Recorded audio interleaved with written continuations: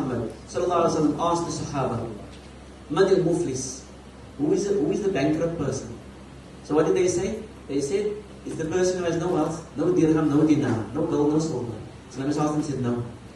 The truly bankrupt person is the one who presents himself on the day of Qiyamah to Allah, or salah to his name, charity to his name, fasting to his name, this good and that good to his name, but he backbited this person, slandered that person, took the wealth of that person, hit that person, even took a life here and there.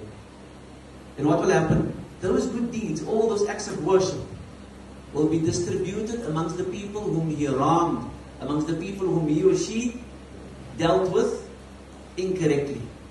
And then Nabi Muhammad said, this Hajj and Allah protect us all, Ya Rabb. He then said, there may even be a circumstance where a person wrongs so many people that even after all his or her good deeds have been given to the others, there's still people waiting in line for justice to be served. What will then happen? Their bad deeds will be placed on him. So you see why? I have not created jinn and man except to worship me. But we have to study, and when we learn that look, there's different types, different ways to worship Allah. Now, beautifully. And the more I learn, the more I want to worship. I don't feel forced. I love Him even more. I appreciate Him even more. I understand why He does certain things, subhanahu wa ta'ala. And then I look after my health so I can do it better. I see to my finances so I can do it more comfortably. And I check my income because it has to be sincere for His sake, not so for people. And then I'm putting all this effort in this time, this one life that I have that I cannot get again.